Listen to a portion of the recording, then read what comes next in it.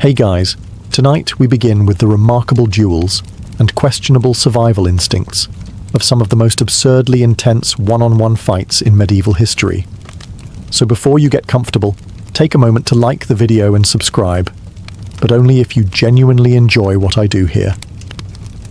And let me know in the comments where you're tuning in from and what time it is for you. It's always fascinating to see who's joining us from around the world. Now, dim the lights, maybe turn on a fan for that soft background hum, and let's ease into tonight's journey together. If you've ever waited 6 months for a reply from customer service, imagine waiting 2 years for a king to approve your duel to the death request. Welcome to France in the 1380s, where justice moved slowly but involved significantly more stabbing. Jean de Carouge was your classic medieval knight, proud, angry, and just a bit obsessed with inheritance disputes. His wife, Marguerite, accused another knight, Jacques Legris, of raping her while Jean was off doing knight things, which mostly involved either riding in circles or suing his neighbours. Carouges naturally believed her. Legris naturally denied everything. Since medieval courts were about as reliable as a weather forecast from a goat, the judges threw up their hands and said, "Let God decide," by which they meant, let the two men put on full armour, charge each other with lances, and see who dies first. The duel took place in December 1386, in front of King Charles VI, Queen Isabeau, and a crowd of thousands who showed up to watch justice be served like it was WrestleMania. Oh, and Marguerite? She sat in the stands on a wooden scaffold, tied to a chair. If her husband lost, she'd be burned alive for false accusation, no pressure. The fight was brutal. They started with lances, both shattered, then swords, then axes. At one point, Carouges was knocked to the ground, but managed to rally, tackle Legris, and drive a dagger through his neck while yelling something appropriately dramatic. Crowd went wild, justice was served, Marguerite got to live, and France collectively decided, you know what? Maybe we should stop doing this. It was the last sanctioned trial by combat in France, which is a shame, really, because it had excellent spectator value and far fewer commercials than modern legal dramas. As for Carouges, he became a national celebrity.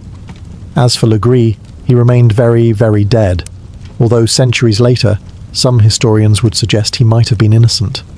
Which just goes to show, in medieval France, truth was a distant second to theatrics, and God had a strangely high tolerance for judicial bloodsport. Moral of the story: if you're ever in legal trouble, maybe don't ask the king for sword-based arbitration. Unless you're really good with a dagger. Godfrey of Bouillon was the kind of man who heard the phrase, "take up the cross," and decided it meant also taking up a very large sword and developing a personal rivalry with gravity. As one of the leading commanders of the First Crusade, Godfrey was famously devout, deeply committed to reclaiming Jerusalem, and, crucially, built like a siege tower. He didn't just fight for Christendom, he bodied for it. But even in a war full of religious zealots and overcooked chainmail, one fight stood out: Godfrey versus the giant Saracen. The tale is part history, part testosterone-soaked legend. While marching through the Levant, Godfrey reportedly found himself face-to-face with a towering Muslim warrior, a local champion sent to intimidate the Frankish invaders. The man was said to be over 7 feet tall and armoured like a walking fortress. Naturally, the two agreed to settle the matter of whose god is better, with good old-fashioned ultra-violence. No armies, no strategies. Just 2 men, 1 sword each, and a mutual lack of concern for their kneecaps. According to the chroniclers, whose accuracy is debatable but whose flair for drama is not, the duel was brutal and short. Godfrey charged, took a heavy blow that would have turned a lesser knight into a pancake, and then, in true Crusader fashion, responded by slicing the giant clean in half vertically. Yes, vertically, like a medieval fruit ninja.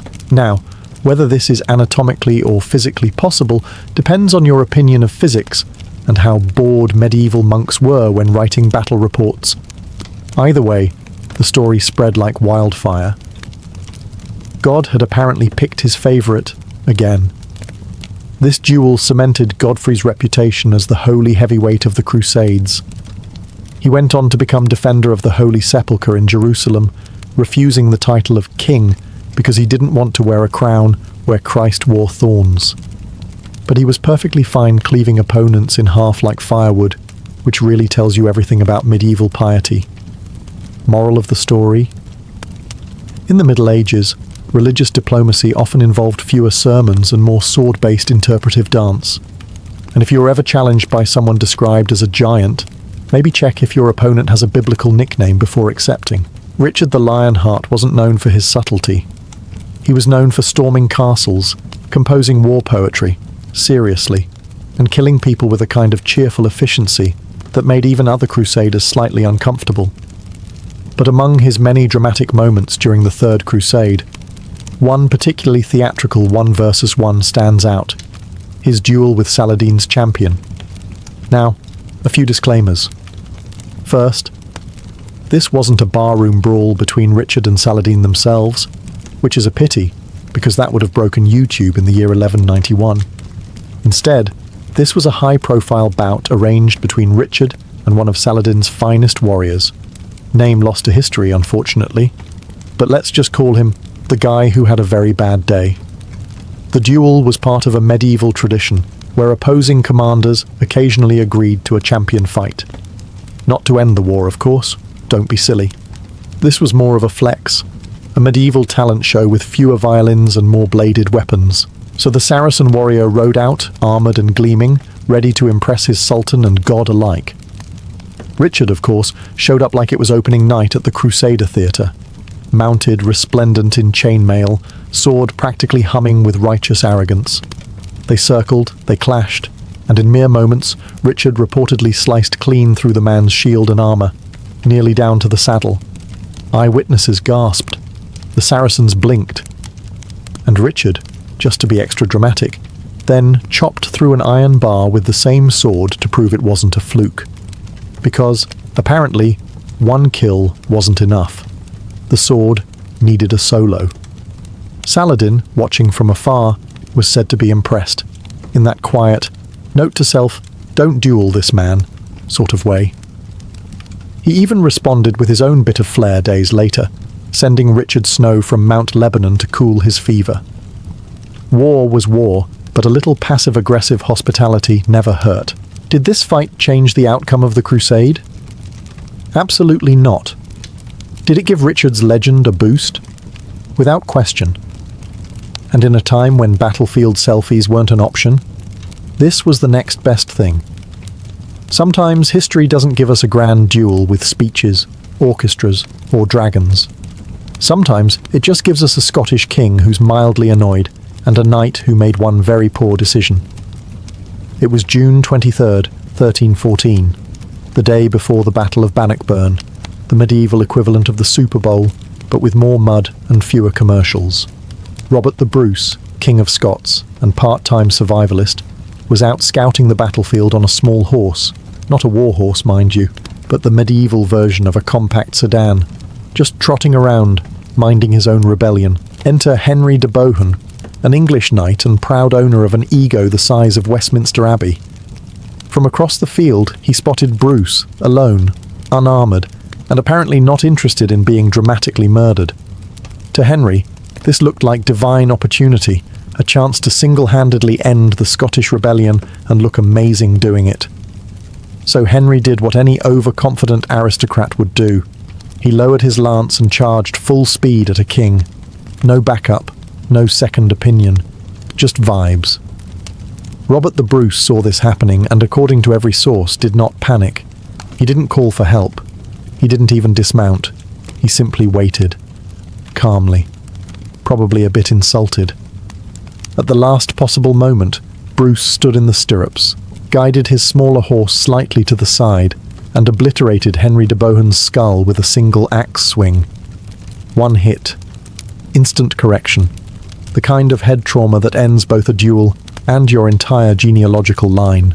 The axe split not just Henry's helmet, but also the handle, which annoyed Bruce more than the whole nearly being killed thing. Later, When his men congratulated him on the epic kill, Bruce reportedly grumbled about breaking his favourite weapon. Priorities. This wasn't just a flashy moment. It demoralised the English, emboldened the Scots, and gave Robert the Bruce the kind of campaign poster no modern politician could dream of. Vote for Bruce. He's not dead yet. The Middle Ages were, among other things, a period in which legal systems occasionally said, "You know what? Let's just fight about it." Hence the concept of the judicial duel, where two parties settled serious accusations, not with lawyers, but with maces. And in 13th to 15th century Germany, this glorious logic reached its peak with the husband versus wife pit duel. Yes, a man and woman, fighting, in a hole. Here's how it worked. If a wife accused her husband of serious misconduct, or vice versa, and both parties insisted on a trial by combat, a special duel was arranged. But not on equal terms, of course. That would be too modern. Instead, the man was placed inside a shallow pit, armed with nothing but a club. The woman stood outside the pit, wielding a rock tied up in a sling, essentially a medieval flail. Both combatants wore tight-fitting linen suits, because clearly dignity had already left the chat. To keep things fair, and by fair we mean deeply confusing, the man's mobility was limited by the pit, while the woman had to keep one foot in a special cloth sack at all times, so she couldn't just run circles around him. Which meant the entire duel looked like a drunken interpretation of modern dance, but with significantly higher stakes. Historical records show these duels were not just theatrical. They were lethal. In one famous case from 1200s Germany, a woman beat her husband to death in the pit, flailing him with her weighted sling until he gave up both the fight and his right to ever again speak during dinner. And yes, it was all perfectly legal. The winner was considered justified in their claim. No cross-examinations, no appeals, just two people solving their marital dispute in front of an audience of neighbours, monks, and that one guy who brought popcorn before popcorn existed. The pit duel became such a cultural fixture that illustrated manuscripts from the era show diagrams of the proper stances, because nothing says civilization like instructions for bashing your spouse with a rock. Not all duels happen in quiet courtyards or muddy pits. Some take place in the middle of a battle, when thousands of people are screaming, swords are everywhere, and the air smells like sweat, horsehair, and poor decision-making. Such was the case in 1265, when Guy de Montfort, son of the rebel Simon de Montfort, found himself facing off against none other than Prince Edward, the future Edward I of England. Now, this wasn't a formal one versus one duel, with referees and honour codes. It was the Battle of Evesham, one of the nastiest family fallouts in English history. Guy's father, Simon de Montfort, had led a rebellion against King Henry III, who just happened to be Edward's dad. So when the two sides clashed, it was less polite disagreement and more, let's murder each other in front of God and everyone. In the middle of the chaos, Guy de Montfort spotted Prince Edward. For a brief, glorious moment, it was personal. Rebel son versus royal heir, a clash worthy of a bard's song. Guy charged. Edward met him. Swords rang out. Chroniclers claim the two traded blows in a heated exchange, steel against steel, adrenaline versus royal entitlement. The problem for Guy? Edward wasn't just good at swordplay. He was also surrounded by friends, heavily armed, not particularly patient friends. Before long, Guy found himself outnumbered, overpowered, and quickly realizing that dueling a prince during a pitched battle is like challenging a mafia boss in his own restaurant. Brave, but terminally stupid. Edward survived, obviously.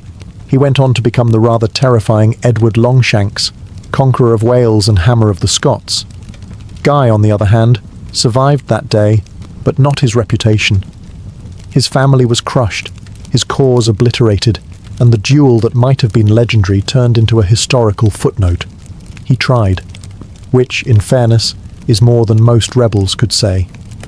It wasn't the kind of one versus one duel to inspire chivalric romances. It was messy, brief, and completely overshadowed by the slaughter around it, But still, for a few minutes, one man really did try to take down a future king with nothing but courage and a sharp blade. Nothing says refined medieval justice quite like throwing a man in armor into a pit with a bear. This wasn't a metaphorical bear. This was a real claws and teeth hulking Russian beast. And yes, the knight was expected to fight it. The tradition? If one were accused of a serious crime in certain parts of medieval Eastern Europe, murder, treason, or saying something rude about the local Tsar's beard, one potential punishment was being tossed into a duel with a bear. The bear, not being a lawyer, was not particularly interested in evidence. The knight, meanwhile, was expected to prove his innocence by winning.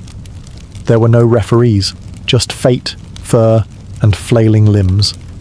One of the most infamous cases comes from late medieval Russia, though unfortunately, or mercifully, most details have blurred into legend.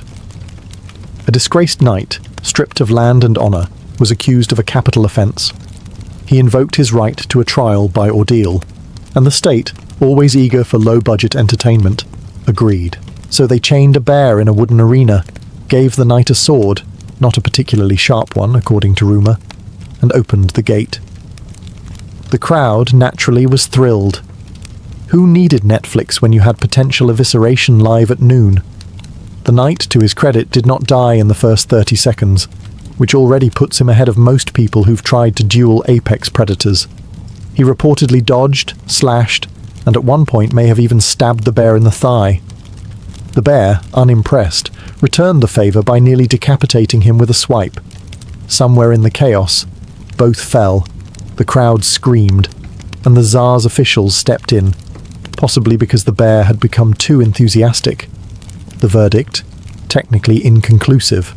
The knight lived. The bear also lived. But the knight was later exiled, suggesting that, in the great duel of man versus nature, the judicial system chose fur over chainmail. This wasn't justice. This was performance art with a high casualty rate. But for a time it was considered legitimate, as long as you weren't the one holding the sword. Some knights duel other warriors, others challenge fearsome beasts. And then there's Ulrich von Liechtenstein, who decided the most worthy opponent was himself. Let's clarify. Ulrich didn't literally punch his own reflection in a Gothic mirror. Instead, this 13th century Austrian nobleman composed a chivalric autobiography titled Frauendienst, Service of Ladies, that reads like the fever dream of someone who drank too much mead and too little water. In it, he recounts travelling across Europe dressed as Venus, the Roman goddess of love.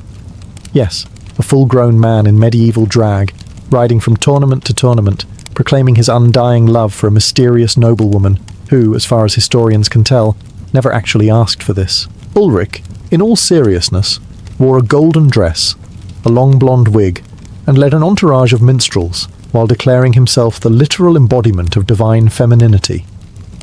Naturally, when people laughed, he challenged them to duels, and, allegedly, won every single one. In his own words, because nobody else was volunteering to write this, Ulrich defeated over 300 knights in single combat, while dressed as Venus. It was, apparently, his way of proving love's power. Most modern people just send flowers. The line between fact and flamboyant fan fiction gets increasingly blurry as his memoir continues. At one point, Ulrich claims he cut off his own finger, put it in a gold box, and mailed it to his lady as a love token. She responded, presumably, with a restraining order written in calligraphy. To be clear, Frauendienst is not considered a reliable historical source.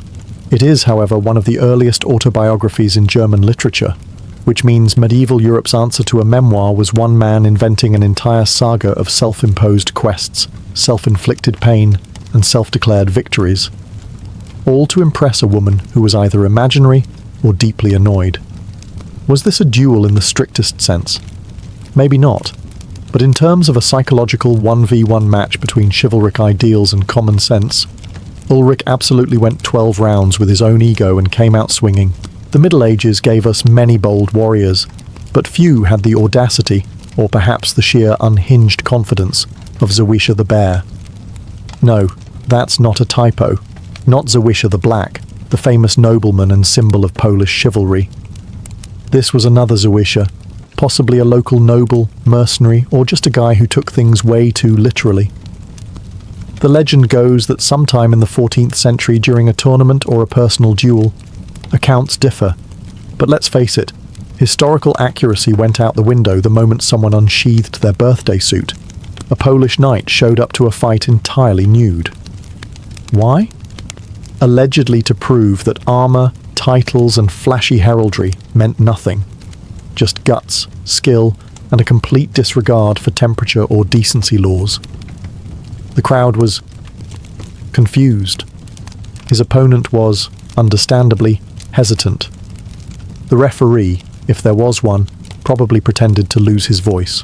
And yet, according to those same questionable but delightful sources, the naked knight won. Yes, he fought fully exposed, blades clashing, limbs dodging, all while his most vulnerable assets were swinging in the medieval breeze. His opponent, wearing full armor and presumably a sense of dignity, was either too stunned or too distracted to land a killing blow. There's a theory that the nudity was symbolic, a way to demonstrate purity of combat. "Behold," he might have declared, "I have nothing to hide." Of course, he could have just been drunk, or trying to make a point about fashion, or both. The Polish chronicles don't give us his real name, maybe they were too embarrassed, but his legend lingers, whispered among historians like a cautionary tale. He is the cautionary tale, about ego, daring, and the hazards of going into battle without pants. Was it practical? No. Was it hygienic? Doubtful. Did he win? Apparently. Which makes him arguably more successful than most fully clothed knights with entire coats of arms behind them. Moral of the story? In medieval Europe, anything was possible, especially if you didn't mind chafing. If you ever travel back in time and end up in a duel, remember, skill matters. But a completely unhinged first impression might win the psychological war before swords even cross. Before medieval tournaments were sanitized into jousts with polite clapping and overpriced turkey legs, they were glorious, chaotic bloodbaths called melees. And no one thrived in the swirling mess of clanging steel, crushed egos, and unregulated violence quite like William Marshall. Born around 1146, William was the son of a minor noble, and, like any second son with no inheritance and lots of biceps, he turned to knighthood. But not the courtly, flower-sniffing kind. William went full berserker, earning fame in melee tournaments, which at the time were basically large-scale 1v1s, with dozens of participants, no teams, and the goal of either capturing your opponent or beating them until they gave you money to stop. Marshall's tactic? Charge into the chaos like a human battering ram. If elegance was a sword stroke, he missed it entirely. But his record? Ridiculous. In one season, he reportedly unhorsed 500 knights. That's not a duel, that's a medieval hitman resume. He became so terrifying that nobles would literally try to avoid being in the same melee as him. "Ah, William's here. Sorry, I suddenly remembered I left my chainmail in the bath." His horse was trampled so often, tournament officials had to start giving him replacement horses as prizes. At some point, he stopped counting. And the man was chivalrous too, at least by medieval standards. Once, he knocked a guy off his horse, helped him up, then robbed him anyway. Chivalry. Eventually, William's melee rampage made him rich and respected. He rose through the ranks, became an advisor to kings, and served 5 English monarchs without being murdered even once, which, given the Plantagenet track record, is its own miracle. In old age, well into his 70s, he was still strapping on armor and leading troops. At the Battle of Lincoln in 1217, he personally charged into enemy lines, like he was still 30, and came out without a scratch, which means either he was divinely protected, or everyone else was too scared to hit him. When he finally died, they buried him at the Temple Church in London, where his tomb still quietly flexes to this day. Monks, peaceful, devout, bald, known for making beer and illuminating manuscripts. But occasionally, in the grand tradition of passive-aggressively smiting one another, in the name of Christ, they got just a little bit stabby. Let's travel to the wild ecclesiastical frontier of 11th century France, where a bizarre footnote in monastic history occurred, a trial by combat between two monks. Yes, actual monks. Not knights who retired into prayer robes, actual monks who normally wouldn't hurt a fly unless it buzzed during Vespers. The source, as foggy as a medieval morning, mentions a legal dispute between two Benedictine brothers, possibly over land, heresy, or who got to sing lead during matins. In the absence of an agreeable bishop, the matter was escalated to a sword fight, because nothing says turn the other cheek like pulling out a broadsword and swinging for the tonsure. Eyewitnesses claim the duel was conducted according to the sacred rites of both canon law and general lunacy. One monk, let's call him Brother Odo, was reportedly small, wiry and quick on his feet. The other, Brother Hugo, was more rotund and chose the intimidating tactic of glowering with righteous indignation. Both were robed. Neither, it seems, had combat training beyond possibly fighting over soup ladles in the cloister kitchen. They met in a courtyard with a few unfortunate pigeons watching from the rafters. Blows were exchanged. Sandals were lost. Habits were torn. One monk landed a hit with what was either a blessed staff or just a glorified walking stick. The other responded by tackling him into a trough. Eventually, one monk emerged victorious, barely breathing and covered in both bruises and theological shame. Justice, apparently, had been served. This event was so profoundly ridiculous that the church immediately cracked down on it. Trial by combat was already controversial, but monk-on-monk dueling was a bridge too far. Canon law was tightened. Future monk fights were relegated to stern glances and side-eyes over dinner. You know a civilization has really committed to the chaos of medieval justice when two grown men in armour decide to settle a cheese-related dispute with a duel. Welcome to 12th century Denmark, where the dairy flowed like wine and tempers were only slightly cooler than curdling milk. The details come to us from a local chronicle now mostly lost to time, and probably mice. But the tale is simple. Two Danish nobles, let's call them Lord Knud and Sir Sven, could not agree on who owned a particularly fertile pasture or the cheese produced therein. Yes, cheese. Not land. Not honour. Cheese.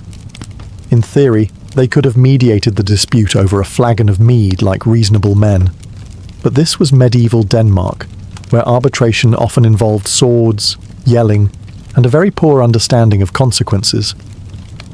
Witnesses say the duel was arranged in a clearing just outside Roskilde. The weapons were broadswords, the stakes, ownership of a small herd of goats, several wheels of soft heavenly cheese, and, crucially, the right to be the man who won a duel over cheese for the rest of his life. Lord Knud was a large, sweaty noble with the upper body of a Viking and the footwork of a sack of barley. Sir Sven, smaller and wirier, was a known cheese enthusiast, which some say gave him the psychological edge. Or perhaps he was just angry someone had touched his brie. The duel lasted longer than expected. Both men shouted accusations about curd theft and lactose-related heresy. At one point, Knud slipped on a wheel of cheese, because yes, someone brought them to the field for dramatic flair and nearly impaled himself on his own sword. In the end, Sven managed to land a clumsy but decisive blow to Knud's leg, sending him sprawling. He demanded satisfaction and the cheese, which he received, along with mild fame in local ballads that rhyme bravery with dairy. The church, predictably horrified, tried to outlaw such nonsense shortly after, but the damage had been done. Cheese dueling entered Danish legend. Of all the weapons forged in medieval Europe, few were as underappreciated as the humble frying pan. Designed for eggs, not executions, it rarely made it onto the battlefield, except once, in the case of one supremely annoyed French knight who turned cookware into carnage. The tale comes from a 13th century tavern account, hardly official, but delightfully absurd. Our hero, Sir Guillaume de Fer, was not your typical paragon of chivalry. He was a minor knight, land poor, debt rich, and extremely passionate about two things: his honor and his breakfast. One morning, while visiting a roadside inn near Toulouse, Sir Guillaume found himself in a heated argument with another knight, a smug noble named Raoul de Charente, who allegedly insulted his cooking and implied his bacon was unworthy of nobility. This was not just culinary criticism, it was social annihilation. A duel was demanded. Now this wasn't a battlefield or a tournament, it was a tavern kitchen, and Sir Guillaume didn't have his sword. But he did have a cast-iron skillet, still sizzling with the righteous fury of eggs recently cooked. Raoul, meanwhile, had a dagger and zero sense of humour. Eyewitnesses claim the fight was short, but spectacular. Sir Guillaume swung the pan like a flanged mace, knocking over chairs, splattering grease, and delivering a clanging uppercut that reportedly rang like a cathedral bell. Raoul attempted a parry and got slapped across the helm by half an omelette. The duel ended with Raoul unconscious in a pile of ash and onions. Guillaume declared victory, flipped the pan in triumph, and finished cooking his breakfast. Some say the innkeeper gave him free meals for life. Others say the church issued a quiet reprimand for turning kitchens into arenas of judgment. Regardless, the frying pan duel of Toulouse became legend. Knights retold it for years, usually after a few drinks and with exaggerated choreography involving bacon shields and egg-based parries. Not all medieval duels ended in a spray of arterial drama and victorious monologues. Some, bafflingly, ended in emotions, unplanned ones. Case in point, the bizarre and vaguely heartwarming 14th century duel between two knights who began as bitter enemies and ended, well, sort of cuddling. The story takes place during the 100 Years' War, which, contrary to its name, was less a continuous war and more of a long, toxic on-again, off-again relationship between England and France. Amidst this emotional battlefield, two knights, Sir Thomas de Scales of England and Jean le Boutellier of Brittany, found themselves caught in a heated argument over prisoner exchanges, ransom etiquette, and whose mother wore more armour. A duel was arranged because, again, talking things out hadn't been invented yet. Witnesses say the knights clashed with gusto. There were lances, swords, and just enough chivalric flair to make the French poets swoon. But after several minutes of sweaty grappling, each man realized something crucial. They were completely exhausted and probably too evenly matched to kill each other without risking cardiac arrest. Then came the moment. Locked in a clench, panting through their helmets like wheezing goats, one of them, possibly Jean, reportedly muttered something like, "Are we done?" Sir Thomas, never one for poetry, allegedly grunted, "Only if you are." And that was it. They backed off, both bleeding slightly, both looking like they'd rather be anywhere else. A truce was declared. Some accounts even say they shook hands. One source, likely exaggerated by a minstrel on mushrooms, insists they embraced, removed their helmets, and laughed about the futility of war while the crowd awkwardly applauded. Naturally, neither man ever fully admitted to the hug, but it stuck in the bardic record as one of the strangest conclusions to a duel ever. The church approved. So did their squires, who no longer had to clean entrails off chainmail. Long before Spain was a single country, it was a very crowded peninsula where Christian kings, Moorish emirs, and everyone's third cousin were constantly battling for castles, goats, and the honour of obscure saints. Out of this fiery stew rose Rodrigo Diaz de Viva, better known as El Cid, part warlord, part poet, part national branding opportunity. But long before he became the heroic exile of every Spanish high school textbook, young Rodrigo was already making a name for himself by punching above his social weight, literally. The tale goes that in the 11th century, he got into a nasty feud with Count Garcia Ordóñez, a man who, by all accounts, had a face that practically invited duelling. The conflict was supposedly over politics, honour, and possibly a disputed sheep tax. Details remain fuzzy, but historians agree the two men ended up in a trial by combat, a medieval HR-approved method of saying, "Let's just fight about it." The duel took place in front of King Ferdinand of Leon and Castile, which added a certain "don't embarrass yourself in front of the boss" pressure. Garcia came armoured like a walking ironclad, confident in his noble lineage and perhaps too many meads. Rodrigo, by contrast, was younger, leaner, and filled with the burning energy of a man who'd spent his 20s being called Rodrigo from that place you've never heard of. The fight didn't last long. According to legend, Rodrigo struck Garcia so hard that the Count fell off his horse and tasted Castilian dirt. It wasn't just a physical defeat. It was a social demotion, a televised flop before television was invented. Rodrigo, victorious, was now standard bearer of Castile, which is the medieval equivalent of being promoted directly from mailroom to CEO via public brawl. As for Garcia, he likely sulked off to a monastery to reconsider his life choices, or possibly become a professional guy who gets beaten by El Cid in local ballads. In Elizabethan England, fashion was far more than a matter of beauty or taste. It was the visual language of power, politics and class. Every ruffle, pearl and thread spoke volumes about where one stood in society, and stepping outside your prescribed rank could be dangerous. At a glance, a gown could tell you everything you needed to know. Not just the wealth of its wearer, but their political allegiance, their ambitions, and even their loyalty to the crown.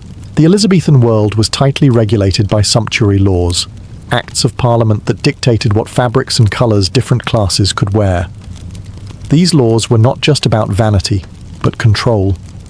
They preserved the rigid hierarchy of Tudor England, ensuring that no ambitious merchant or minor noble could dress like an earl without drawing suspicion or punishment. Purple silks, for example, were off limits to almost everyone. That shade was so expensive and so deeply tied to imperial dignity that only the Queen herself had the right to flaunt it. Cloth of gold and silver-threaded velvets were likewise restricted to the upper nobility. If you were a tradesman with new money and tried to pass yourself off as a gentleman by wearing satin doublets or an embroidered cloak, you risked fines, the confiscation of your clothing, and the mockery of your neighbours. These punishments weren't merely symbolic. They kept the entire social order intact by reminding everyone that fashion was not a personal choice, but a political statement enforced by law. For the court, dress was even more performative. Queen Elizabeth I understood the power of spectacle better than anyone. She turned her body into a walking tapestry of propaganda. Portraits show her covered in pearls, the gemstone associated with chastity and purity, making her the Virgin Queen in visual form. The sheer scale of her ruffs, some wide enough to frame her face like a halo, was a deliberate statement. The Queen was untouchable, radiant, set apart from ordinary mortals. Her courtiers followed suit, competing in a lavish arms race of silks, jewels and embroidery to curry favour and display loyalty. Thus, Elizabethan fashion was not mere decoration. It was a battlefield stitched in silk. To wear the wrong fabric was to risk your reputation, your fortune, and even the wrath of the Queen. Clothing became politics woven into every seam, a constant reminder that in Tudor England, you were what you wore. If one fashion item captures the excess and spectacle of Elizabethan dress, it is the ruff. What began as a modest pleated collar in the early 1500s quickly spiraled into a fashion phenomenon, growing wider, stiffer, and more elaborate with each passing decade. By the height of Elizabeth's reign, ruffs could reach a span so large that the wearer's head seemed to hover on a floating platter. They were impractical, ridiculous even, but that was the point. Only those with immense wealth and leisure could afford to wear something so ostentatious, something that made eating, turning your head, or even breathing freely nearly impossible. The ruff was not just a collar, it was a statement. Constructed from fine linen or lace, and stiffened with starch imported from the Low Countries, it required hours of careful ironing, pinning, and arranging. Servants dedicated entire mornings to shaping the folds into crisp perfection.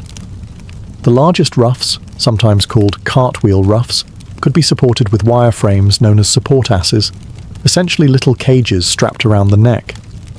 A misstep at a banquet could leave your elaborate lace collar sagging, an embarrassment that no courtier could afford.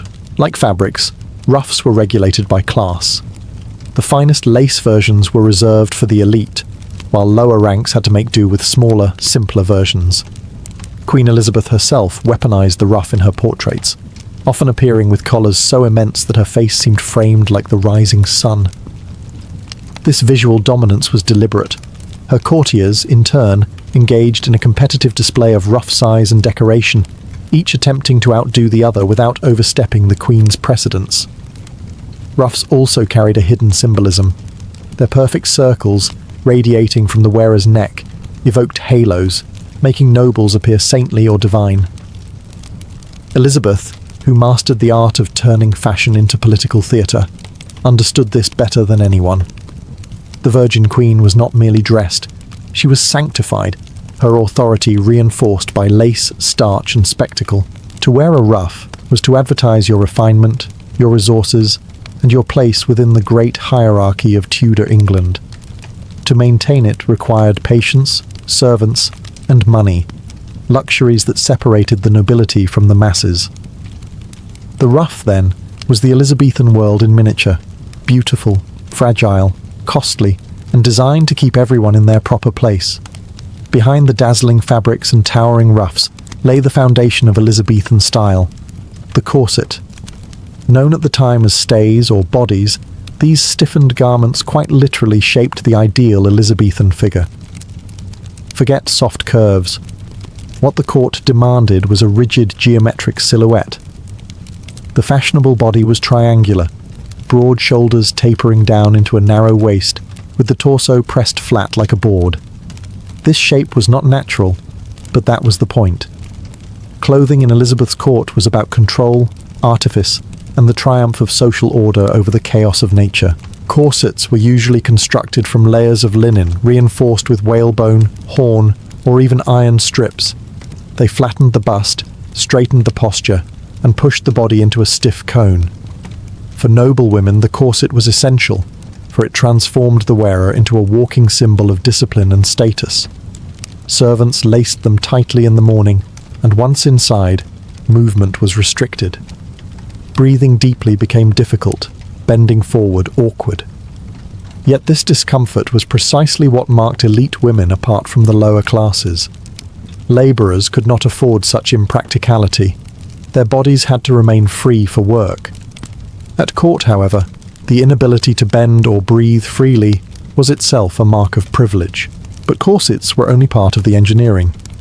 Beneath their gowns, women wore farthingales, cone-shaped hoops, often made of whalebone, that extended skirts outward in massive circles. Introduced from Spain, the farthingale gave Elizabethan dresses their iconic bell-like shape, transforming women into grand architectural structures. Together with corsets, they created a body that was less flesh and blood than sculpted spectacle. Queen Elizabeth set the ultimate standard. Portraits show her waist tightly cinched, her skirts flaring outward, her torso rigid as marble. The Virgin Queen appeared untouchable, less a woman than an icon draped in power. Courtiers imitated her silhouette obsessively, competing to display the most extreme shapes. Every fold and angle of fabric declared loyalty, discipline, and control. Qualities prized in a court obsessed with hierarchy. Thus, in the Elizabethan world, the body itself became political real estate. Fashion reshaped flesh into an emblem of obedience, wealth, and refinement. To lace yourself into a corset was to submit not only to beauty, but to the unyielding order of Elizabeth's England. If corsets and farthingales gave Elizabethan fashion its architectural structure, then pearls and embroidery provided its language. To step into court was to enter a hall of shimmering surfaces. Gowns glittered with gold thread, doublets sparkled with jewels, and nearly every noble seemed stitched into a tapestry of wealth. But these weren't mere decorations. They were symbols carefully chosen to broadcast meaning, rank, and allegiance. Pearls held a special place in Elizabethan culture. They were the jewels of the sea, expensive to import and time-consuming to harvest. To wear pearls was to flaunt one's ability to buy rarity itself. Queen Elizabeth made pearls her personal emblem. She wore them by the hundreds, strung in ropes around her neck, sewn into her gowns, dangling from her hair, and even embroidered into her shoes. Their milky sheen symbolized purity, reinforcing her cultivated image as the Virgin Queen.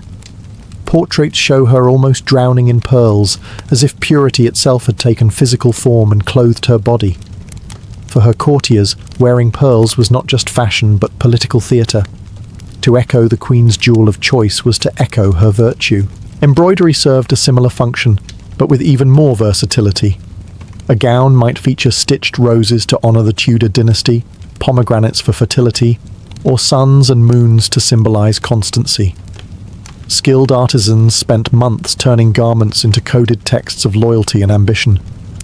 Wealthy families hired entire teams of embroiderers to adorn sleeves and bodices with metallic thread, creating wearable propaganda.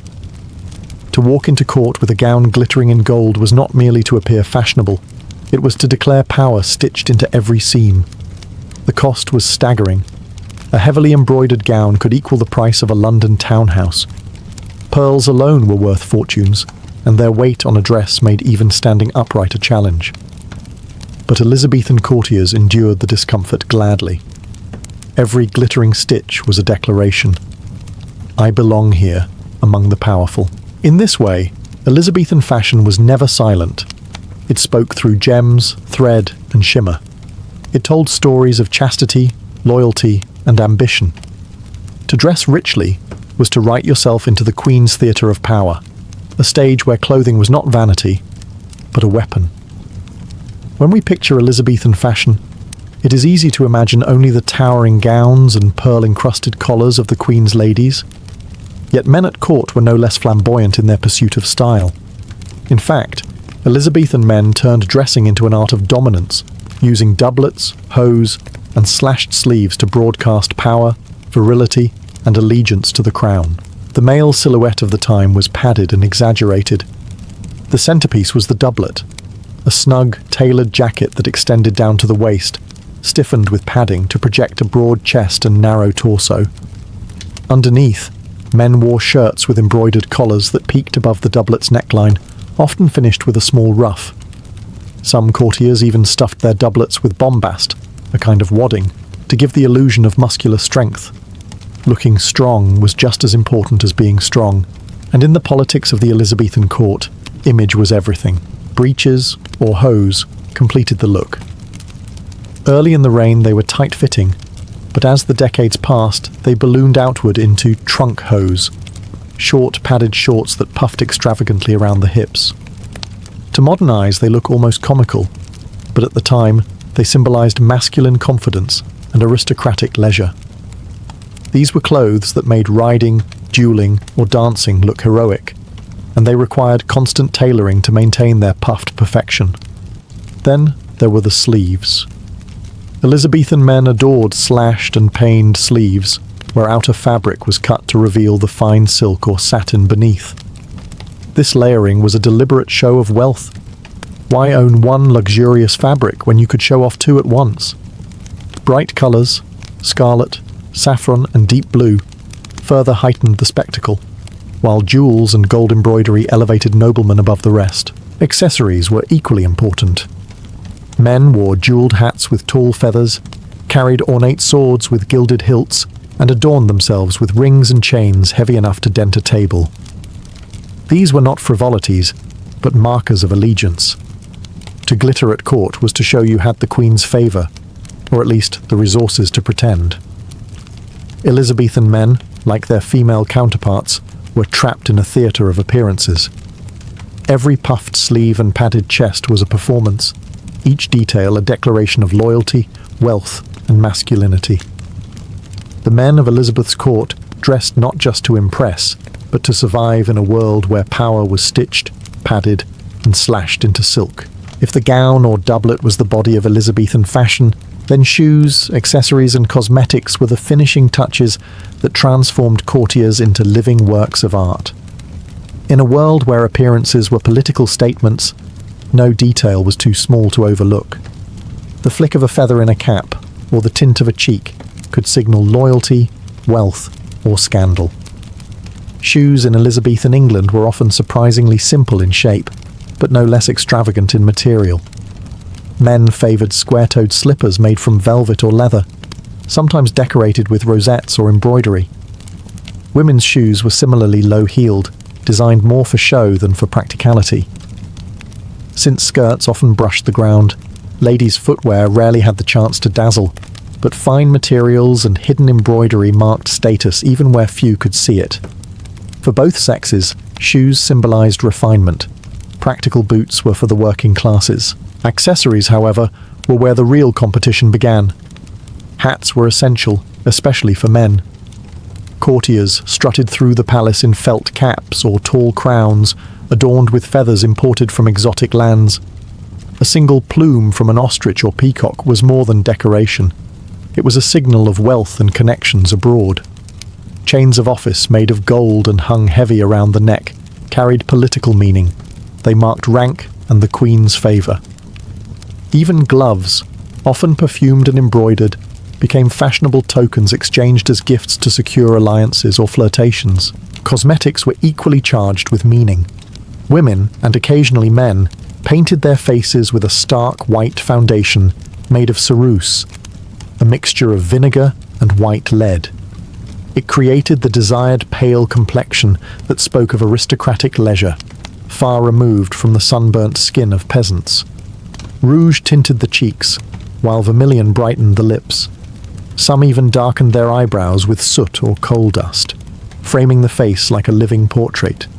Of course, these concoctions were often poisonous, slowly damaging the skin, but vanity outweighed health in the theatre of Elizabethan fashion. Perfume completed the ensemble. Imported from Italy or France, it masked the odours of rarely washed bodies and garments, while also signalling sophistication. A whiff of rosewater or musk could distinguish a courtier from the crowd. Taken together, shoes, feathers, gloves, paint and perfume were not trivial additions, but vital props in the ongoing performance of power. In Elizabeth's court, every inch of the body was curated, polished and staged. Fashion was total theatre, and the smallest accessory could tip the balance between favour and disgrace. No one understood the power of clothing better than Elizabeth I, while her courtiers scrambled to keep up with the shifting trends of ruffs, pearls and embroidery. The Queen set the tone for the entire kingdom. She was not simply fashionable, she was fashion itself, the living standard by which all others were judged. Every detail of her wardrobe was carefully orchestrated, transforming her body into a political canvas and her image into propaganda. Elizabeth's portraits reveal this strategy in vivid detail. She rarely appeared in anything less than overwhelming splendour. Her gowns were mountains of brocade and velvet, stiffened with gold thread and glittering with pearls. Her collars framed her head like halos, while her skirts flared outward in massive farthingales that turned her into a moving edifice. These weren't clothes meant for comfort, they were costumes of majesty, designed to dwarf, intimidate, and inspire. Pearls became her personal signature. By drowning herself in them, Elizabeth cultivated the persona of the Virgin Queen. Purity and chastity shimmered from every gown, yet the sheer volume of pearls also shouted wealth and dominance. No one else could afford such excess, and even if they could, none dared to rival her display. Her use of colour was equally symbolic. White and gold suggested purity and divinity, while black projected authority, restraint, and power. In portraits such as the Armada portrait, she appears draped in white and silver, one hand resting on a globe, her wardrobe merging personal virtue with imperial ambition. But Elizabeth's clothing was more than just theatre, it was control. She famously bestowed cast-off gowns to favoured ladies-in-waiting, a calculated move that turned clothing into a currency of favour. At the same time, she punished those who dared to imitate her too closely. Courtiers walked a fine line. Dress richly enough to honour her court, but never so splendidly as to compete with the Queen herself. Through fashion, Elizabeth projected not just beauty, but near divinity. She transformed her frail, mortal body into an immortal icon, commanding loyalty and awe through silk, jewels, and paint. When she entered a chamber, it was less a woman who arrived than a myth in motion. In the Elizabethan court, the Virgin Queen did not simply rule, she dazzled, and in dazzling, she conquered. While Elizabeth and her courtiers shimmered in gold-threaded velvets and gowns heavy with pearls, the vast majority of England's people lived in a world of wool, leather, and linen. Fashion was not a universal playground, but a wall that separated the privileged few from everyone else. Clothing became a daily reminder of hierarchy, stitched visibly into every class from peasant to noble. At the lowest levels of society, dress was purely practical. Peasants wore coarse wool in muted shades of brown, grey, or green, colours that could survive dirt and hard labour. Women tied their hair beneath linen coifs, while men donned simple jerkins and hose. Shoes, if worn at all, were plain leather, built for walking fields rather than parading at court. Comfort and survival dictated their wardrobes. Luxury was an alien concept. For the rising merchant class, however, clothing became a battleground. These wealthy tradesmen and artisans had money but lacked noble blood. They longed to imitate the fashions of the elite, purchasing imported silks and elaborate doublets. Yet the sumptuary laws stood in their way, barring them from wearing certain fabrics and colours. To dress above one's station risked heavy fines. Enforcement varied, especially in London, where merchants flaunted their wealth, but the laws existed to hammer home the truth. Money alone did not equal status. Even among the gentry, competition was fierce. A country squire might spend recklessly to dress his wife in embroidered gowns, so she would not look shabby when visiting the royal court. Wardrobes became investments, symbols of ambition stitched into sleeves and collars. But these displays carried danger. Too much splendour could draw accusations of presumption, while too little could mark one as unworthy of royal favour. Thus, clothing functioned like a visual census. You could tell instantly whether someone was a labourer, a merchant, or a lord by the cut of their doublet, or the fabric of their gown. Elizabethan society valued this clarity. It kept order intact, ensuring that even without words, people knew their place. In the end, Elizabethan fashion was a mirror of the kingdom itself, dazzling at the top, drab at the bottom, with countless shades in between. Each stitch told a story of privilege or poverty, ambition or obedience. For most, clothing wasn't just what you wore, it was the skin of the class system itself. By the end of Elizabeth's reign, fashion in England had become more than adornment. It was theatre, propaganda, and a cage. Every ruff, jewel, and stitch played its part in a performance that reached from the royal palace to the humblest village. Elizabethan clothing dazzled the eye, but its true purpose was to enforce order and remind everyone of their place. At court, fashion was a weapon. Nobles used it to climb higher in the Queen's favour, competing to dazzle without outshining her. Men padded their shoulders into exaggerated strength. Women cinched their bodies into rigid cones, and both sexes wrapped themselves in fabrics imported from across the globe. A single appearance at court could bankrupt a family, but without the right attire, entry into Elizabeth's orbit was impossible. Clothing determined who was visible, who was invisible, and who was powerful. For Elizabeth, dress became her crown.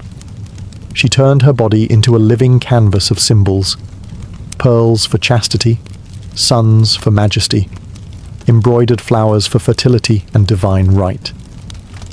Her portraits were less about realism than myth-making.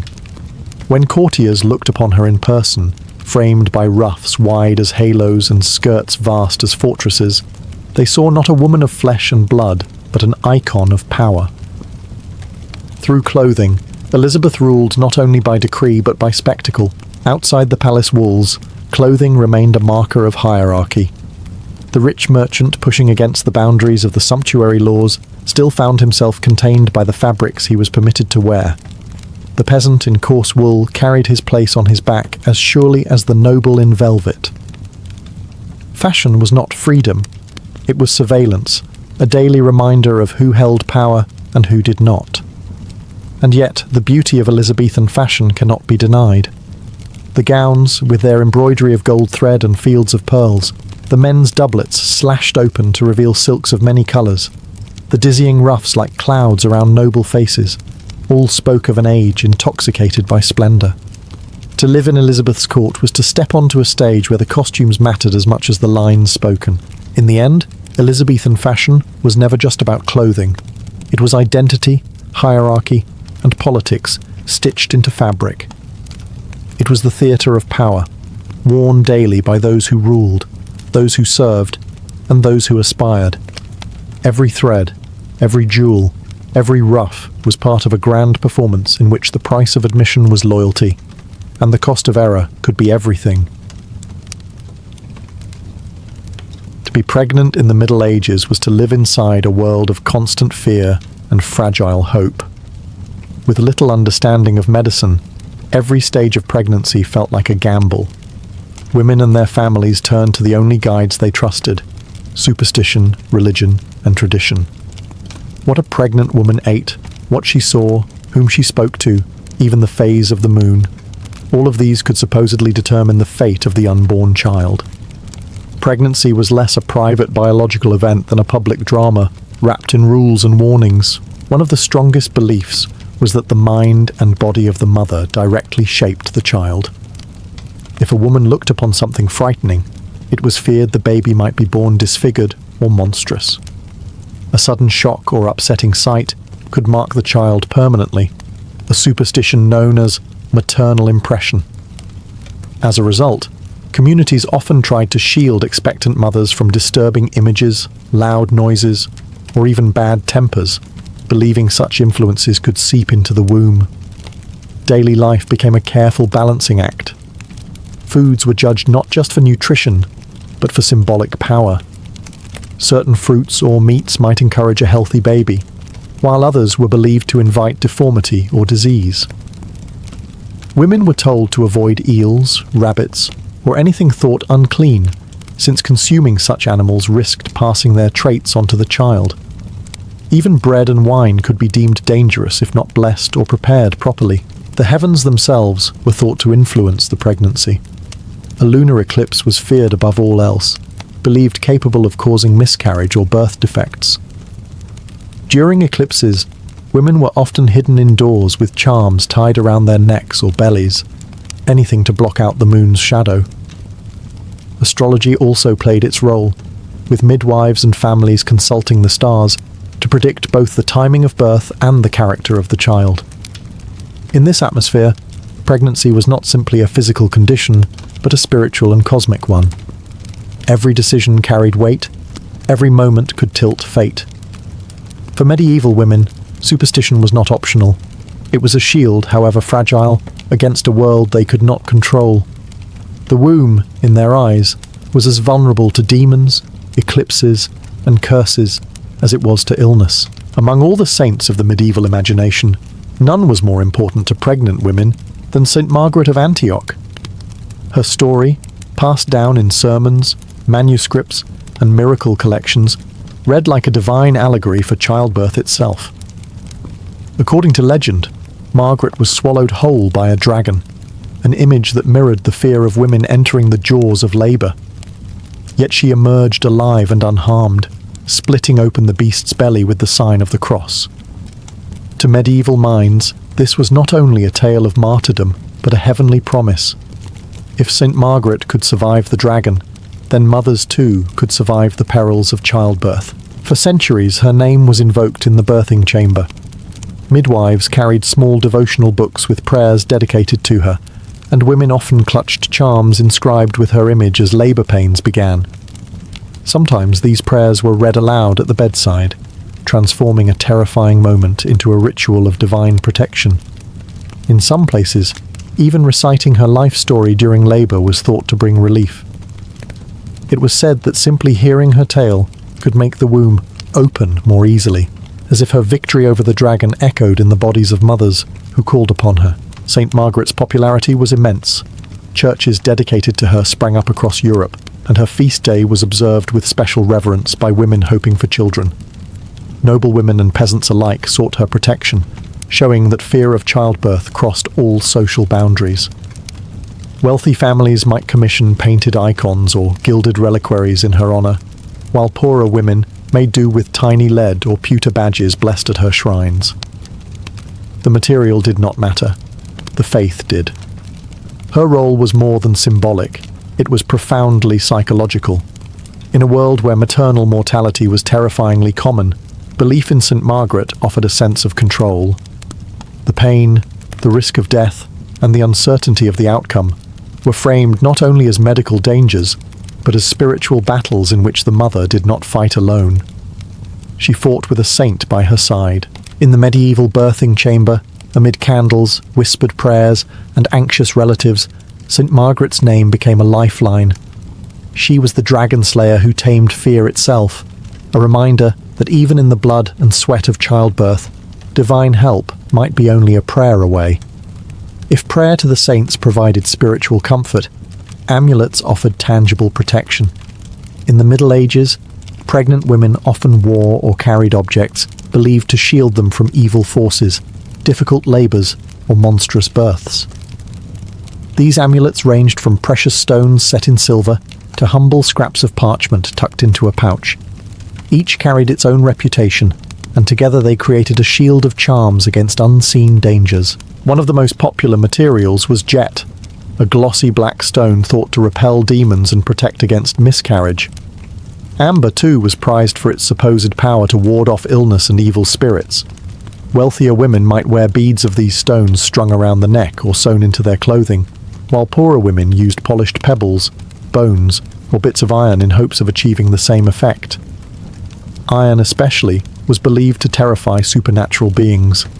A simple iron key tied to the belt or placed beneath the bed could serve as a protective weapon against witches and fairies said to steal or curse unborn children.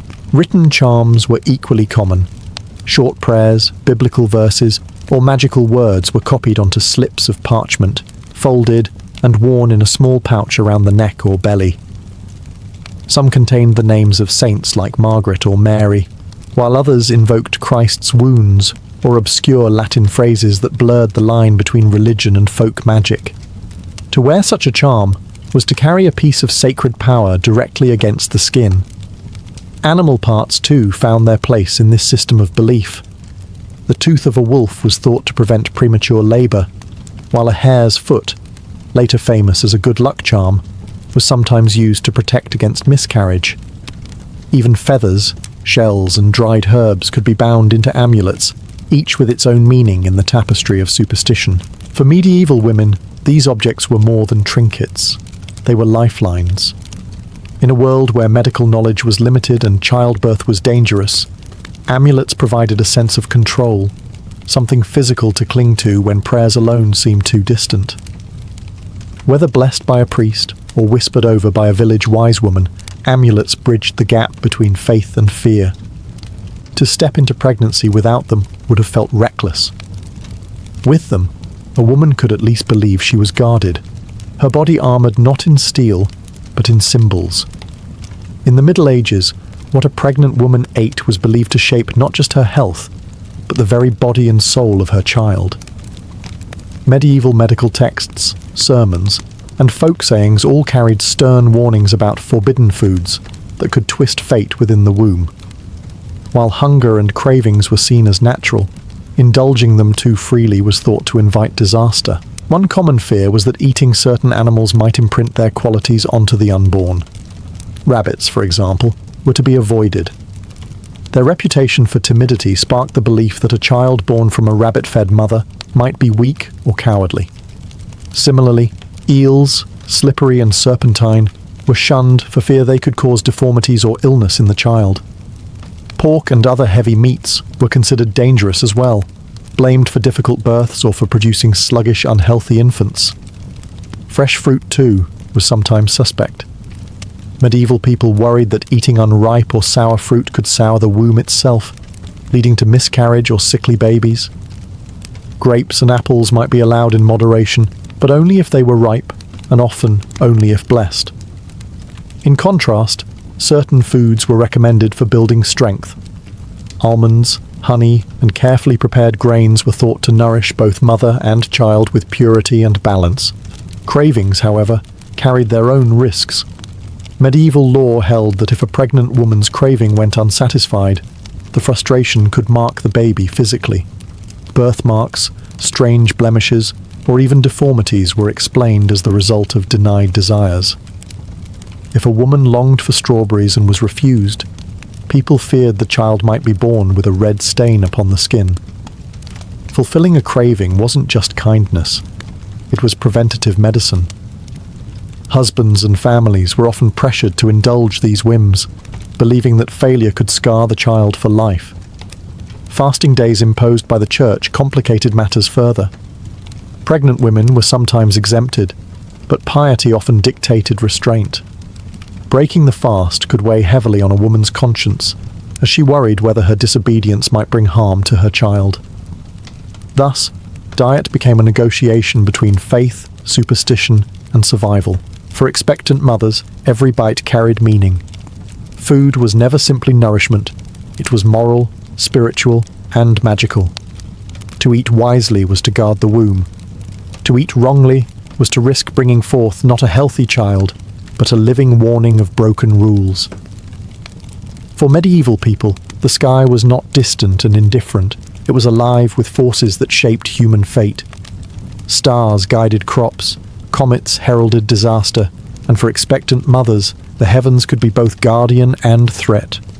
Pregnancy was thought to be especially vulnerable to celestial influence, and none was more feared than the lunar eclipse. An eclipse, when the moon darkened or turned blood red, was believed to interfere with the fragile balance of life inside the womb. Pregnant women were warned that if they exposed themselves to its light, their children might be born disfigured, stillborn, or cursed with monstrous traits. To shield against this, families often hurried expectant mothers indoors, shuttering windows and covering mirrors so the malign glow could not touch them. Amulets, keys of iron, knives, or consecrated herbs might be tied to the woman's waist or bed as further protection. Some even urged women to carry sharp objects during eclipses, believing the blade's power could cut through the danger of celestial interference. The moon in its ordinary phases also played a role. Astrological handbooks claimed that conception and birth were safest under certain signs of the zodiac, while others predicted misfortune. A child born under Saturn's influence might be melancholic and ill-starred, while one aligned with Jupiter could be strong and fortunate.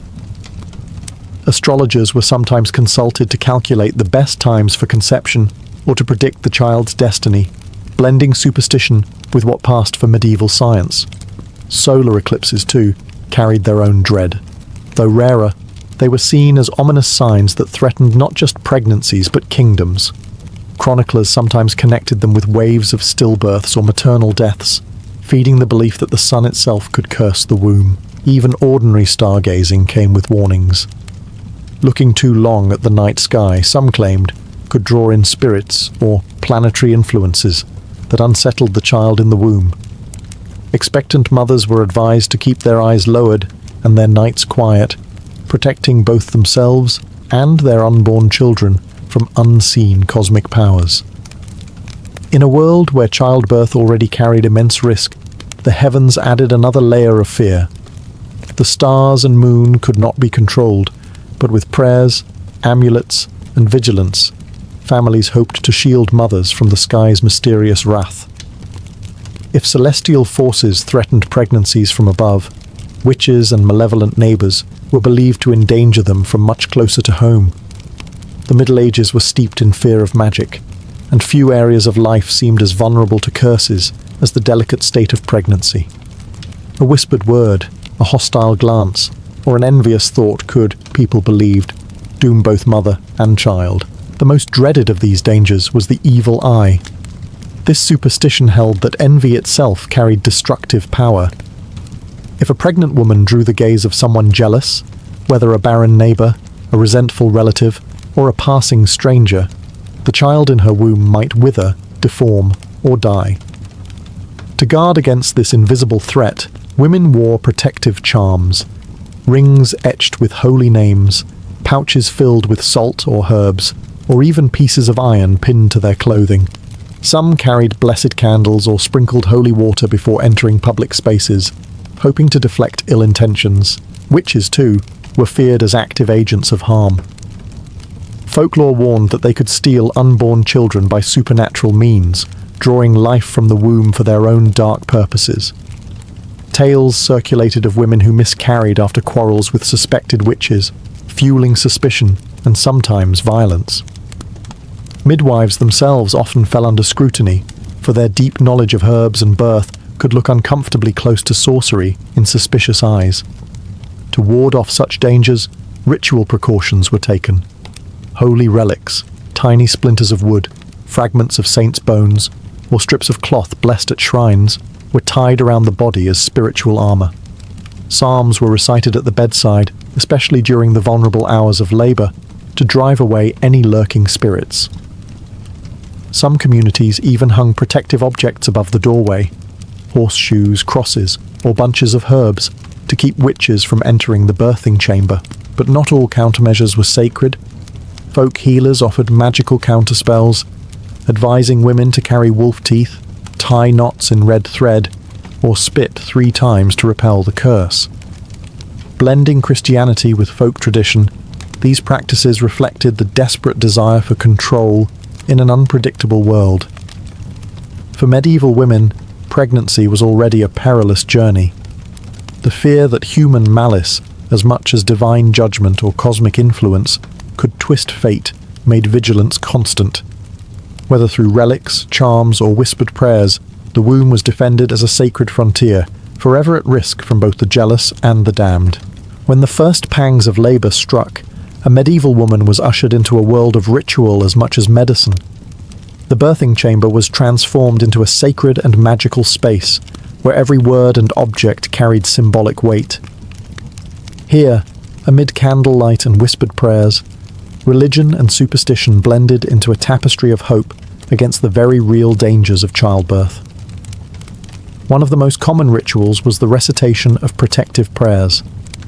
Psalms were chanted aloud, invoking divine mercy, while special blessings from saints, especially Saint Margaret of Antioch, were spoken over the mother. In some regions, her vita, or life story, was read aloud during labour, with the belief that, as Margaret escaped the dragon's belly, so too would the child escape the dangers of birth.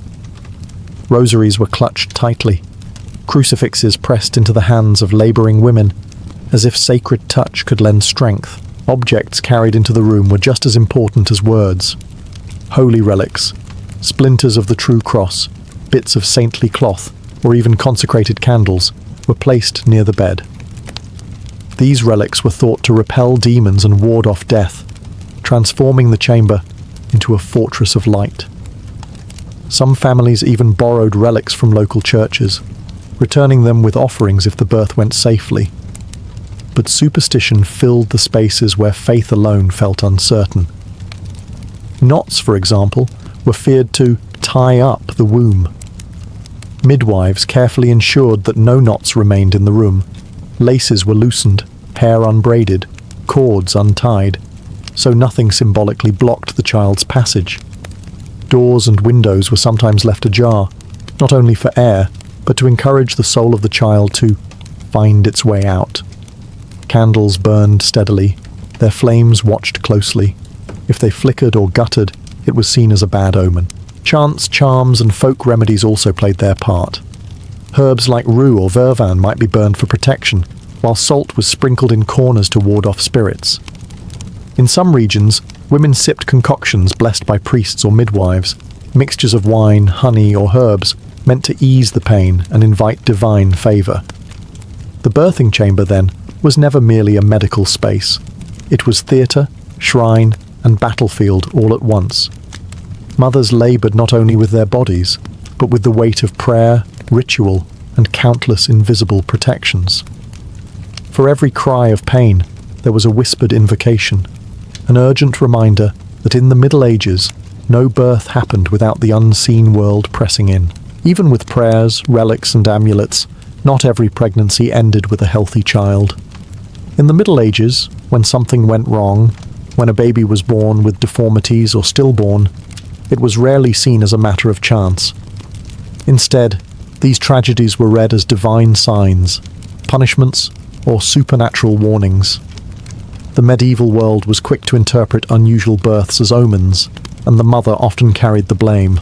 One of the most feared outcomes was the so-called monstrous birth.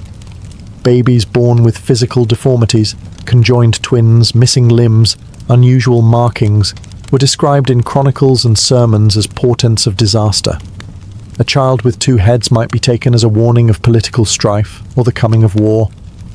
A baby born covered in hair could be explained as evidence of bestial cravings, perhaps the result of the mother eating forbidden meats or gazing upon animals during pregnancy. These infants were rarely seen as individuals but as messages from God or manifestations of sin. The mother's conduct was often scrutinized. If she had broken a food taboo, failed to pray, or quarreled with a neighbor, her behavior could be blamed for the child's condition. The idea of maternal impression, that a woman's thoughts and experiences imprinted directly on the unborn, meant that even her private emotions were suspect. A moment of fear, anger, or desire could, it was believed, mark the baby forever. Communities treated such births with a mix of horror and fascination. Some infants were baptized quickly, both to cleanse them of original sin and to prevent their souls from wandering unshriven. Others were displayed as cautionary tales, used by priests to warn congregations of moral decay. Rumors spread fast, and what began as a family tragedy could become a public spectacle, tied to prophecies or local scandals. But monstrous births were not always framed as punishments. At times they were seen as cosmic warnings, signs of upheaval or divine displeasure with rulers. Chroniclers eagerly recorded them alongside eclipses, famines, and comets, slotting them into a chain of omens that foretold change. For medieval people, childbirth was never just biology. It was a dialogue with heaven and hell, with every anomaly read as a message. To hold a monstrous child was to hold proof that the world itself was unstable, its order fragile, and its mysteries unfathomable. For the medieval woman, pregnancy was never just a private journey. It was a battlefield of fears, hopes, and rituals in which superstition was both shield and compass. Without modern medicine, the risks of childbirth loomed large. Maternal death was common. Infants often did not survive, and explanations for these tragedies were sought in the realms of heaven, magic, and fate. Superstition, then, was not simply ignorance, it was a survival strategy. Every stage of pregnancy came wrapped in rules. Avoid lunar eclipses. Do not tie knots.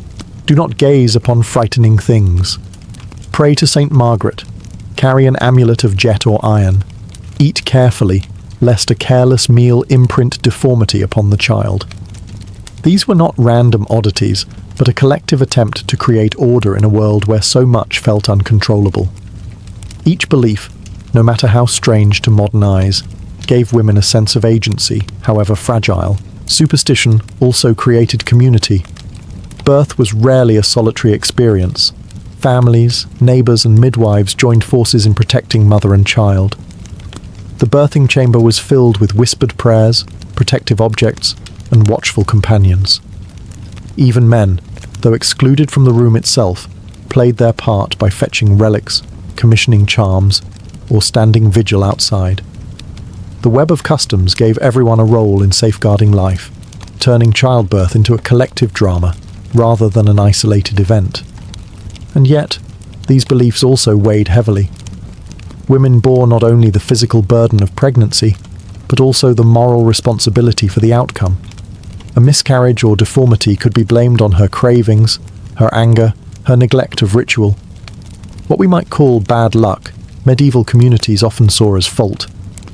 In this way, superstition could both protect and condemn, offering comfort while demanding perfection. Still, it is important to see these practices not merely as fear-driven, but as profoundly human. They were the tools available to people navigating uncertainty. Where doctors lacked answers, faith and folklore stepped in. Amulets, prayers, and taboos were not guarantees of safety, but they gave women something to hold on to in moments of danger and pain. In the end, medieval pregnancy was lived at the intersection of biology and belief. The womb was imagined as a fragile vessel, besieged by demons, eclipses, and envy, but defended by saints, relics, and charms. Superstition was not madness. It was meaning, carved out of fear, stitched into ritual, and passed down as the wisdom of survival. In medieval Europe, childbirth was not just a private family event. It was a spiritual crisis. To bring life into the world was both miraculous and perilous, but it also left the mother marked by blood, pain, and the ever-present fear of death. The church responded with a ritual known as churching, a ceremony designed to welcome women back into religious and communal life after they had given birth. At first glance, it might appear to be a simple blessing of thanksgiving for a safe delivery. Yet beneath the surface, it carried deeper meanings of purification, control, and the uneasy status of women's bodies in the Christian imagination. For the 6 weeks following childbirth, women were often regarded as set apart. Their laboring bodies had shed blood, a substance long associated with both life and defilement. This belief, inherited partly from biblical laws in Leviticus, meant that until they underwent a formal rite, mothers were discouraged, or sometimes outright barred, from participating in sacraments, entering holy spaces, or fully resuming their role in the parish community. To many, the mother was not only physically weakened, but spiritually unclean. Churching was the answer to this tension.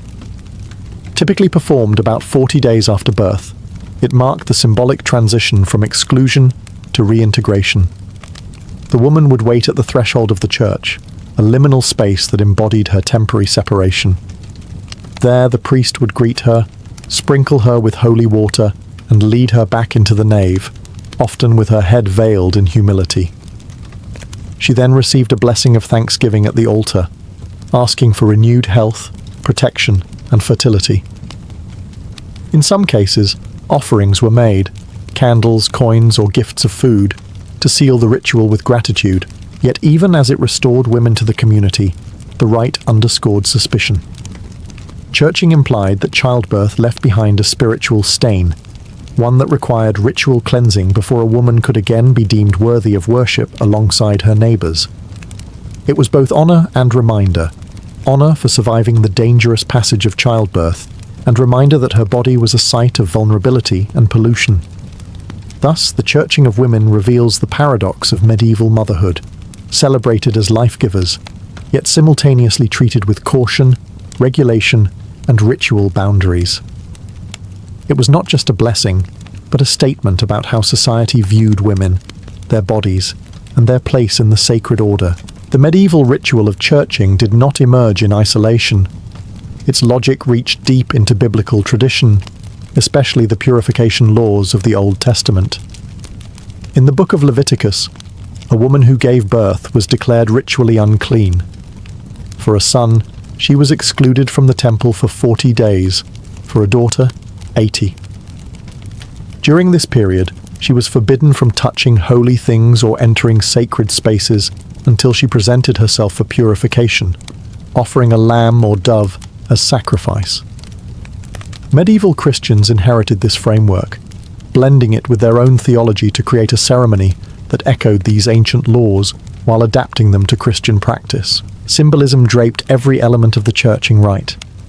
The number 40 itself carried powerful meaning. Just as Moses spent 40 days on Mount Sinai, and Christ fasted for 40 days in the wilderness, so too did the postpartum mother wait 40 days before her ritual return.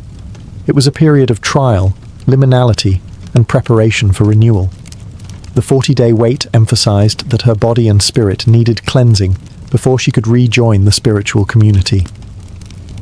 The most potent biblical model, however, came from the Virgin Mary. According to the Gospel of Luke, Mary herself submitted to purification 40 days after Jesus' birth, presenting him at the temple in Jerusalem. If even the Mother of God humbled herself to ritual cleansing, then ordinary women could hardly object. This story gave churching both authority and sacred precedent, though it also reinforced the idea that even holy motherhood carried ritual impurity. At its heart, churching symbolized a tension between gratitude and suspicion. The prayers spoken over the woman were framed as thanksgiving for her survival and the safe birth of her child. Yet woven into the rite was an undercurrent of purification, as if the act of giving birth left her spiritually stained. Blood, sweat, and pain, so essential to life, were interpreted as pollutants to be ritually cleansed before she was welcome again at the altar. Thus, biblical roots gave churching a double edge. On one hand, a recognition of the dangers and sacrifices of motherhood. On the other, a continuation of the ancient idea that women's bodies carried inherent spiritual risk. By grounding the ritual in Scripture, the Church ensured its authority while wrapping the messy reality of childbirth in the language of purity and divine order. While ideas about purity and symbolism gave churching its weight, the ritual itself was grounded in highly choreographed actions. The ceremony typically took place around 40 days after childbirth, though in practice the timing could vary depending on the health of the mother, the customs of the parish, and local interpretations of canon law. What mattered most was the public act of transition, from seclusion and impurity to blessing and reintegration. The rite usually began outside the church. The mother would wait at the threshold, often veiled or modestly dressed, a visible sign of her humility and temporary separation. The priest would greet her there, echoing the biblical imagery of exclusion from sacred space.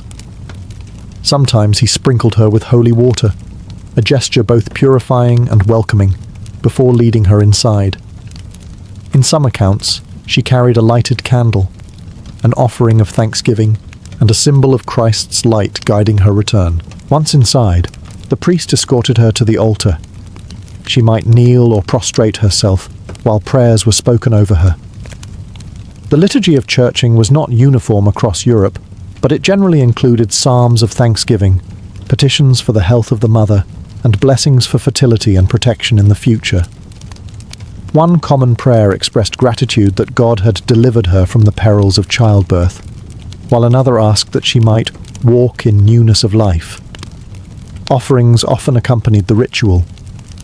A woman might present a wax candle, symbolizing light and purity, or money to the church, a gift of gratitude for survival. These gifts reinforced the connection between personal blessing and communal obligation, turning the ceremony into both a private thanksgiving and a public contribution. The ceremony concluded with the priest's blessing, after which the woman was considered restored. She could once again receive the Eucharist, attend Mass, and fully participate in the spiritual and social life of her parish. For many, this was a moment of relief, even celebration. But the very structure of the ritual, meeting the mother at the door, leading her back inside, cleansing her with water, emphasized that her body had been suspect, and only the church could remove the stain. In its choreography, churching was both tender and controlling. It offered gratitude and healing, yet framed motherhood as something requiring ritual correction.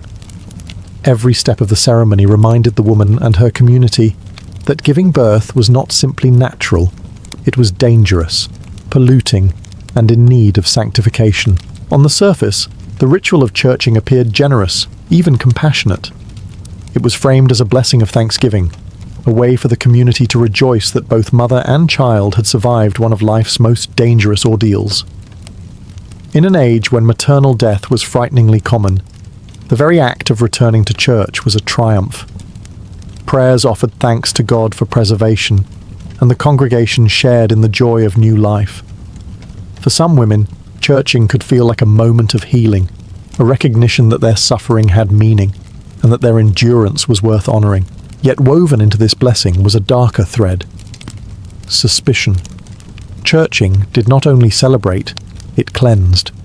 The very need for such a rite implied that childbirth, with all its blood and pain, left the mother tainted. Medieval theology often associated bodily fluids with impurity, echoing biblical laws that treated women's bleeding, whether menstruation or childbirth, as contaminating. A mother who had endured labor was therefore seen not simply as exhausted, but as ritually unfit to rejoin the sacred life of the parish until purification had been pronounced. This suspicion reflected deeper cultural anxieties about women's bodies. To men of the medieval church, the female body was paradoxical, essential for sustaining life, yet unpredictable, leaky, and dangerously close to sin. Women were praised as mothers and life-givers, but their generative power was also feared, framed as something that needed careful control. Churching symbolized this tension perfectly, a ritual that simultaneously elevated motherhood as blessed and marked it as contaminating. The mother herself occupied an ambiguous space. She was at once the source of gratitude, thanked for bringing forth new life, and the focus of concern, watched closely for signs of moral or physical impurity.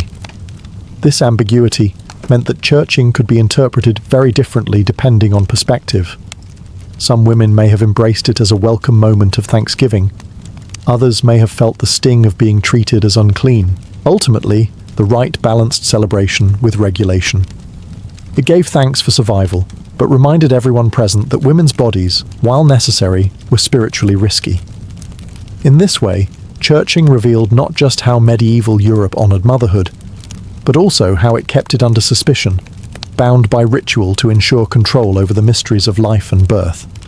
Although churching was performed by priests, it was midwives, neighbors, and kin who shaped the experience of mothers between childbirth and the ritual's completion. Childbirth itself was largely women's work.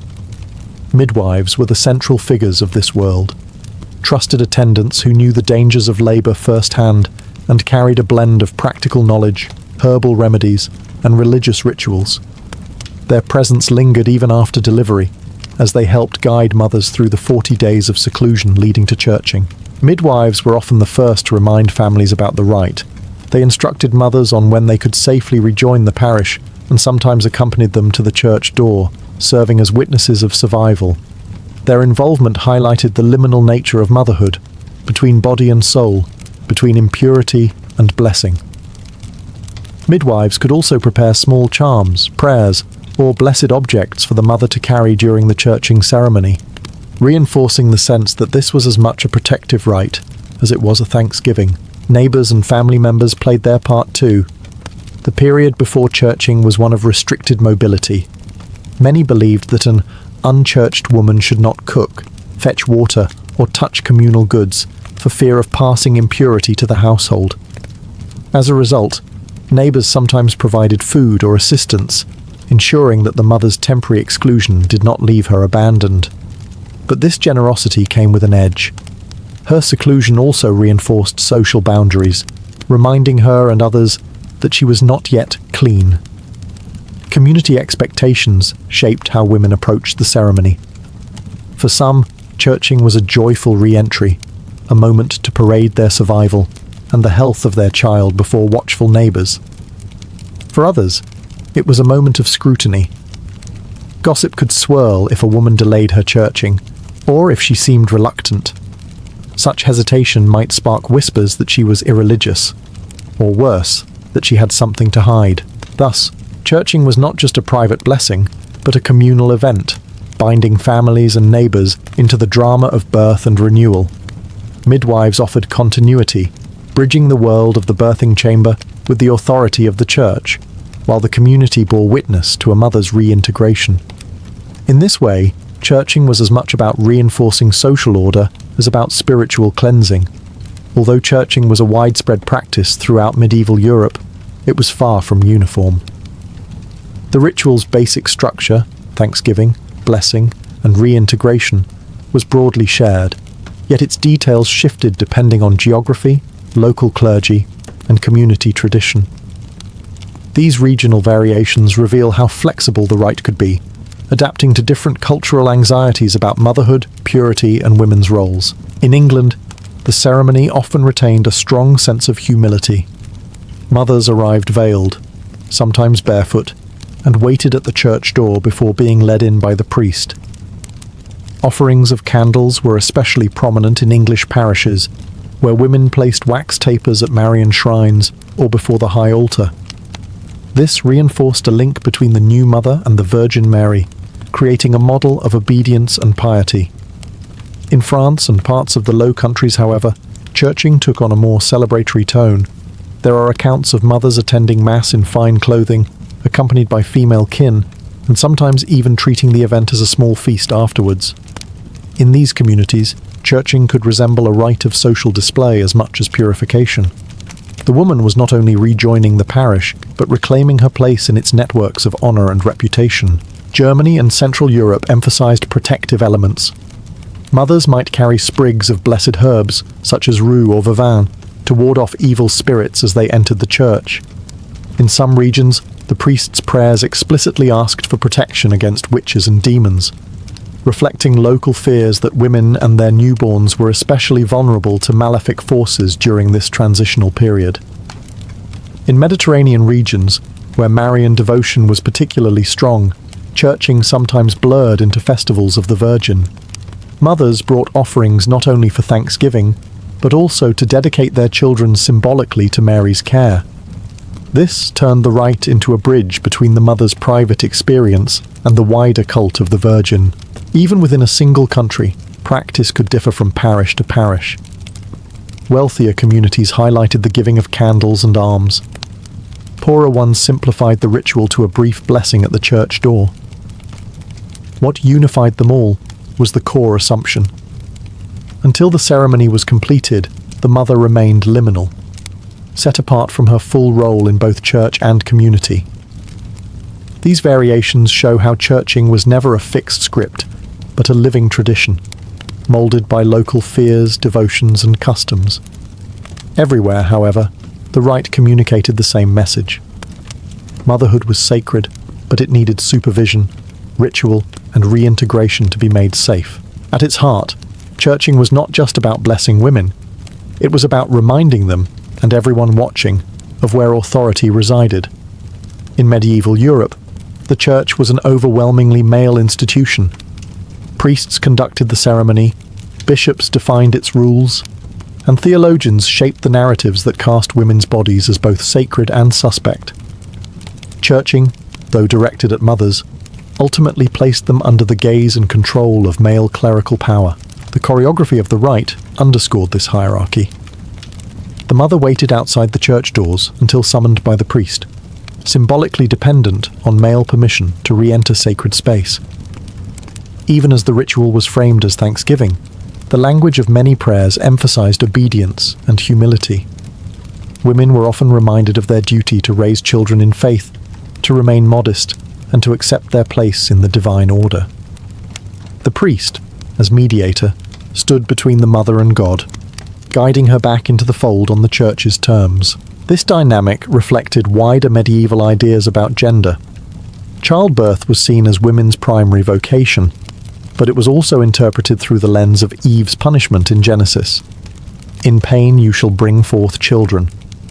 Churching could thus be read as both blessing and subtle rebuke, a reminder that female suffering in labor was bound to sin and required ritual management by men. By framing the mother's return as an act of purification, the church asserted its role in regulating women's most intimate experiences. Husbands, too, played a role in reinforcing this authority. In many communities, it was customary for the husband to escort his wife to the ceremony, signaling not only her reintegration into the parish, but also her return to conjugal life.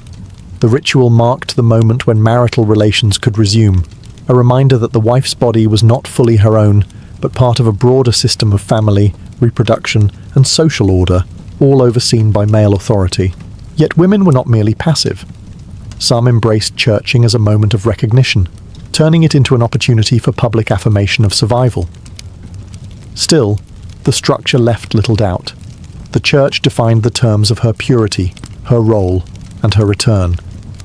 In blessing her, it also bound her more tightly to a hierarchy that placed men as guardians of both her body and her soul.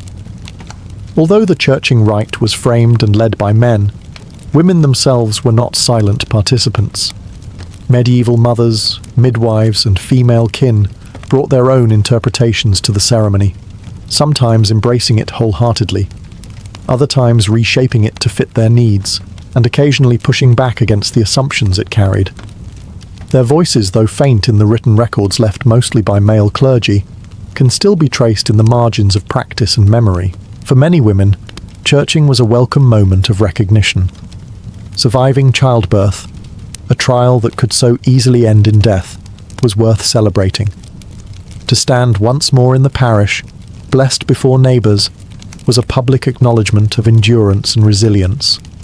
Some mothers treated churching almost as a second birthday, not for the child but for themselves. The gifts of candles or alms became acts of agency, a way of marking gratitude in their own terms, even if framed by the church's ritual. But there were also quieter resistances. In some regions, women turned churching into a festive occasion, gathering friends and kin, dressing richly, and hosting meals afterward. Clerics sometimes grumbled that this transformed a solemn rite of purification into a social party.